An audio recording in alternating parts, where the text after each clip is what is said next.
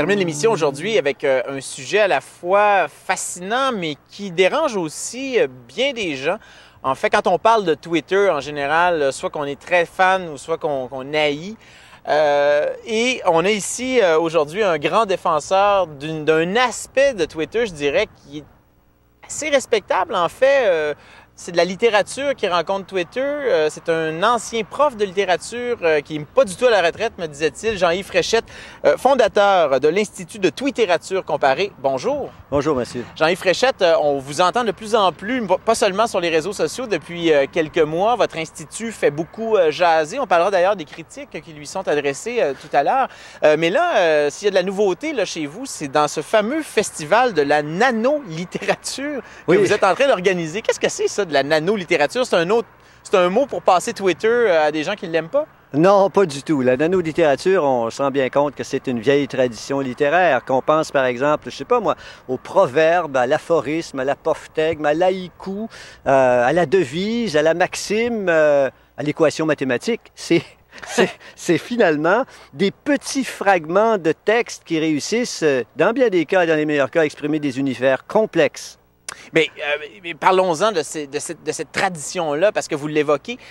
Donc, Twitter est décrié régulièrement par bien des commentateurs et vous le défendez bec et ongle. Pourquoi en quoi ce festival de nanolittérature que vous préparez va permettre, disons, d'enlever certains... comment dire, des conceptions erronées qu'on aurait à propos de ce réseau-là? Oui, je pense que Twitter peut être décrié par la plupart des gens qui s'en éloignent ou qui refusent de s'en approcher. Twitter est un médium fascinant. Pourquoi? Parce que ça, au fond, un médium sans son contenu n'est rien, sans sa philosophie d'utilisation n'est rien. Twitter, c'est à la fois un outil de bavardage, c'est à la fois un outil qui sert à faire des références, c'est un fil de presse utilisé par des entreprises de presse et des journalistes très sérieux, mais c'est aussi, Twitter, depuis peu, un espace de création littéraire. Et ça, quand j'ai découvert ça, je me dis, mais c'est fantastique. Twitter est, au fond, l'exact semblable de ce que sont tous les médiums. À chaque fois qu'on a quelque chose qui surgit comme espace de production de sens, il y a toujours quelqu'un qui intervient là-dedans et qui dit « Ah, attention, il y a la doxa, il y a le paradoxe. » Les artistes sont du côté du paradoxe. Utiliser Twitter contre Twitter pour en faire autre chose, c'est pourquoi ça a été prévu.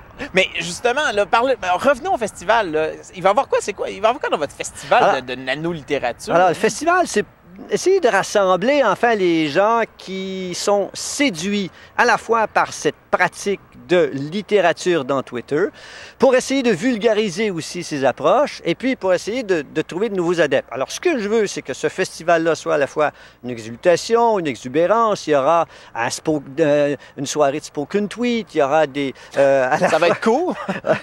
Non, mais... Ou bien il va y avoir bien du monde. Non, ce qui est intéressant là-dedans, c'est que les blagues sont étonnantes. Tweeter peu, tweeter mieux. J'aime dire ça souvent. Si c'est court, c'est parce qu'on peut prendre son temps. Il y aura une qualité d'écoute qui sera différente. Et au rap qui débite des textes très longs en très peu de temps, on débitera en antithèse des textes très courts en prenant beaucoup de notre temps, ce qui forcera la réflexion, le ravissement peut-être, et bon, qui sait, une espèce d'ouverture, de découverte de soi-même à partir des mots. Qu'est-ce qu'on boit dans une soirée un récital de tweets? On boit de la camomille, du thé ou bien de la bière 0.5? Non, alors moi qui reviens de Turquie, je peux vous dire qu'on boit la boisson nationale des Turcs, le rakı, mais non. Ce qu'on boit, on boit la parole, comme on fait dans n'importe quel type de spectacle. Sauf qu'il y a ici une caractéristique qui est commune, je dirais, à toutes les stylistiques qui seront présentées. C'est celle de s'arrimer à cette contrainte de la petite case de 140 caractères qu'acceptent d'emblée tous les twittérateurs. Comment on définit ça, un grand twittérateur? Un grand twittérateur, c'est d'abord un grand écrivain.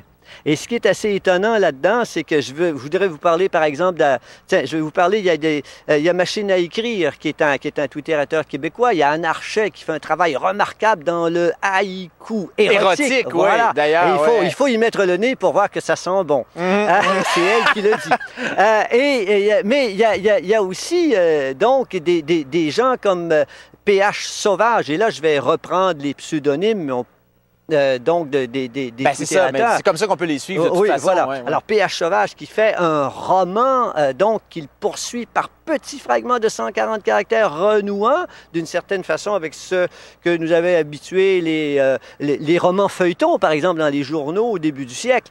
Il y a, Zabadnap, qui lui est un poète magnifique. Alors, il y a un talent formidable. Il est toujours en train de nous surprendre avec une écriture qui rappelle celle de Rimbaud, mais celle de Breton à cause de la force des images. Il y a Fanfiol qui, elle, va avoir une écriture plus féminine, mais tellement délicate qu'il y a toujours la présence d'une émotion. Il y a Strofka, qui, lui, anime The Twitter Project. Et ça, c'est français, ça. Oui, c'est des gens qui sont du domaine français.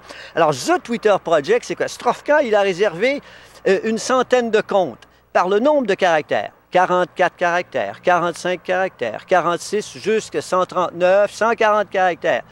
Et là, ce qu'il fait, c'est qu'à chaque fois qu'il fait un tweet, il le publie dans le compte exact qui comporte son nombre de tweets. Alors, on a ici donc des fils de diffusion. Des 9, 10, voilà, 20. Exactement. Et ça, c'est un projet pharaonesque qui, moi, m'émeut. Mais ça confine presque au trouble obsessionnel compulsif, ça? Ouais, on est dans quelque chose de presque... Mathieu, on est dans l'art. On est dans la compulsion. On est dans l'art. Non, mais on est dans cette espèce de folie obsessionnelle pour certains.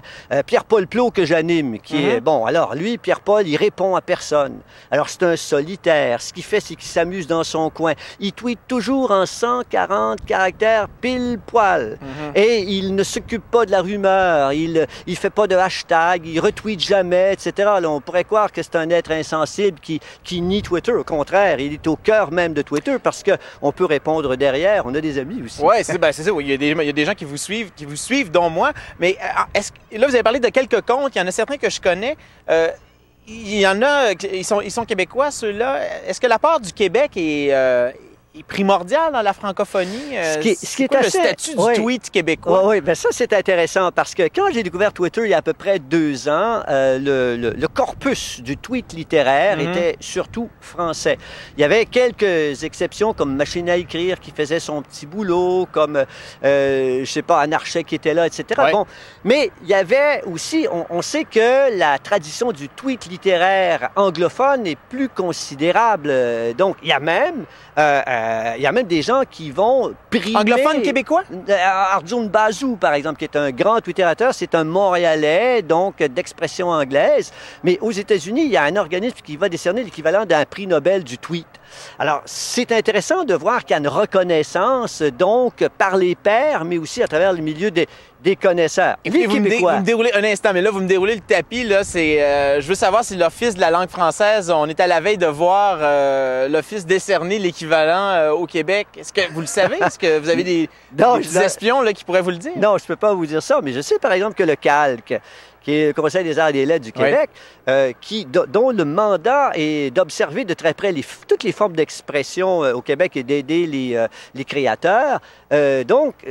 Regarde la scène du tweet et dit, mais il y a des gens là-dedans qui vont carrément hybrider la façon normale, traditionnelle de faire et qui vont glisser à l'intérieur de ça à la fois un jeu formel, un jeu d'expression linguistique déviant, une recherche stylistique qui est costaude et qui se dit, ben, on pourrait peut-être aider ces gens-là puisque ce sont des artistes à part entière. C'est quelque chose.